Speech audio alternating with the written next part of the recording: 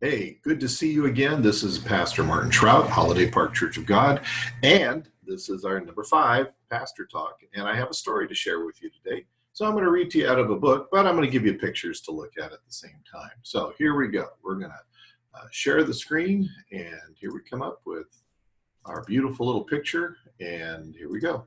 Okay, so why we follow. My first idea of sharing this with you is just simply, why do we follow Jesus? Why do we do all of the stuff that we do? So I want to take you on a little journey back in time to 1915. On December 5th, 1914, actually, Ernest Shackleton and a crew of 27 men set out for the Weddell Sea on the Endurance, a 35-ton ship that had been constructed with funds from private donors, the British government, and the Royal Geographical Society. By then, World War I was raging in Europe, and money was growing more scarce. Donations from English school children paid for the dog teams, but the crew of the Endurance would never reach the continent of Antarctica. Just a few days out of the South Georgia Island in the southern Atlantic, the ship encountered mile after mile of pack ice. Ice closed in around the ship like an almond in a piece of toffee, a crew member wrote. Shackleton and his crew were stranded in the Antarctic for 10 months as the Endurance drifted slowly north until the pressure of the ice floes finally crushed the ship. On November 21st, 1915, the crew watched as she sank in the frigid waters of Weddell Sea. Stranded on the ice, the crew of the Endurance boarded their 3 lifeboats and landed on tiny Elephant Island. There, Shackleton left behind all but 5 of his men and embarked on a hazardous journey across 800 miles of rough seas to find help, which eventually they did.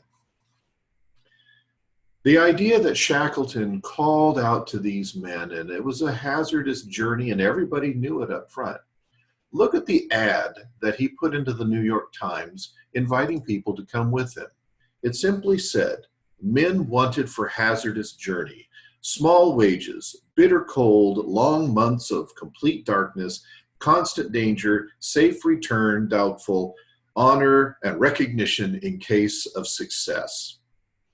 Can you imagine who applied for a job like that? Most of us would be scared to death to even consider a job like this.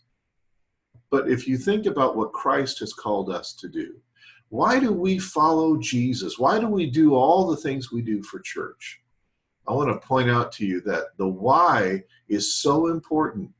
Having breakfast with our men last Saturday at our Earth Shakers prayer breakfast, it occurred to me that we're still not grasping why it's important to know the why. And so I want to go back to one idea that I shared a few weeks ago. We exist to win hearts and minds to Jesus. We live in a culture that desperately needs Jesus. 65 to 70% of Portlanders have no religion whatsoever. So when we talk about Portland, we're talking about a field that is ripe unto harvest, someplace ready for us to come and share the gospel. But how we share the gospel is going to be really interesting and important. Jesus gave us our marching orders in Matthew 28, 19 through 20. He said, "Therefore go and make disciples of all nations." Notice he didn't say go and get people to make decisions for Jesus. He said, go and make disciples of all nations, baptizing them in the name of the Father and of the Son and of the Holy Spirit, and teaching them to obey everything I have commanded you. And surely I am with you always to the very end of the age. We know that Jesus is with us. So why we follow? Because Christ calls us and compels us. I want to talk to you just one more moment here why we do what we do. I truly believe that Jesus transforms hearts and minds and lives.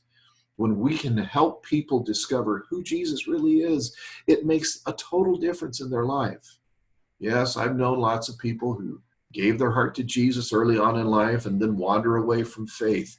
But my prayer is that God will still draw them back and that at some point they'll realize just how much they need Jesus. I know that some of us in our church have children who grew up in Sunday school, went through the youth group, and yet are far from God. And I understand what a burden that is. But here's our opportunity. Our why is to win hearts and minds to Jesus. So we need to start praying on how we're going to do that. We need to figure out strategies of what will actually communicate in a way that's loving and kind and compassionate and attractive. Ultimately, I believe that only Christ adds to the church. But you and I both know how important it is to trust the Lord in all of this and to have faith. So the why is we are here, we exist to help win hearts and minds to Jesus. And I hope you're willing to come with me on this hazardous journey, which will have long, dark nights and difficult circumstances, and we may not make it back, but I want you to come with me, all right? God bless you. Have a great week, and remember why we're doing what we do. God bless you. Have a great time.